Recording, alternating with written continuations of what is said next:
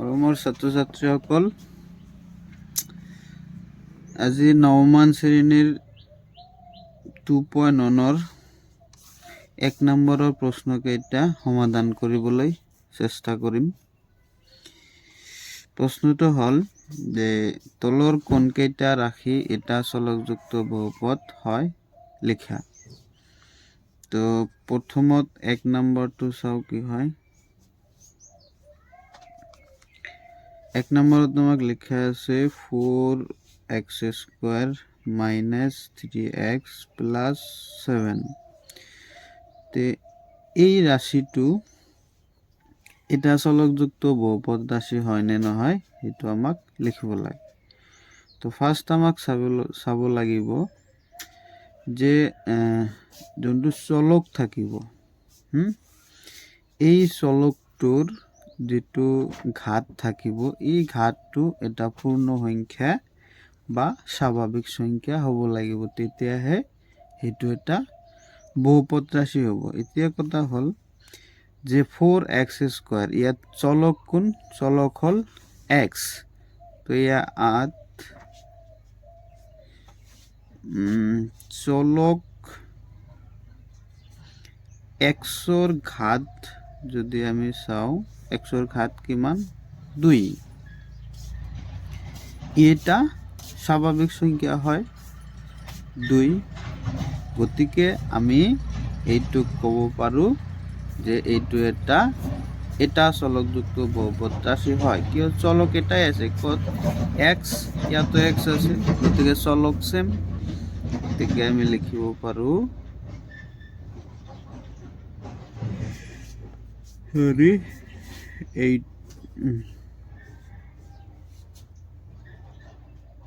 এইটো এটা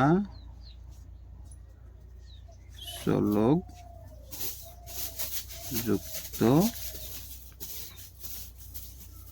বহুপদ ৰাশি হয়।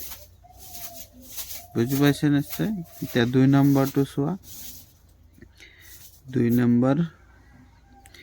নম্বৰত কি আছে? y² + √2। তো এইটো আমি কি, ইয়াত চলক কোন? চলক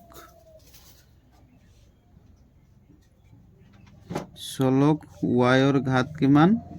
ঘাত বা মাত্ৰা লিখিব পাৰি আমি, ঘাত কিমান? 2। আৰু এই 2 সংখ্যাটো স্বাভাৱিক সংখ্যা হয় নে নহয়? হয়, গতিকে এইটো এটা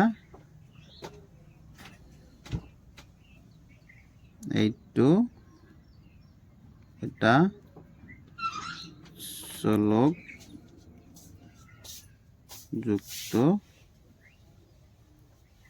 বহুপদ রাশি হয়।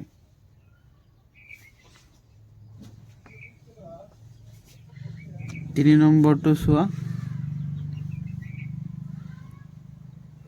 3 নম্বৰত আছে 3 + √+ t √2।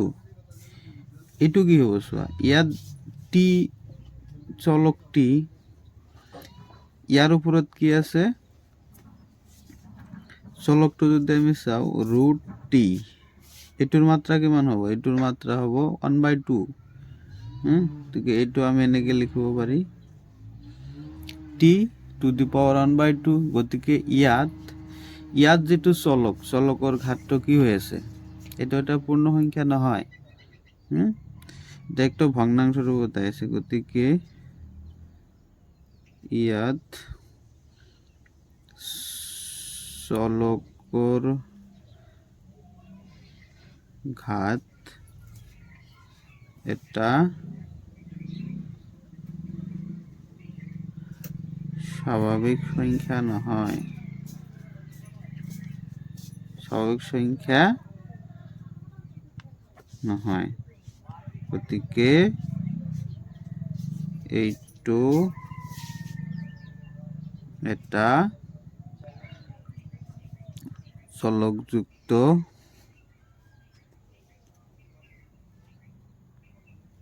বহুপদ ৰাশি নহয়।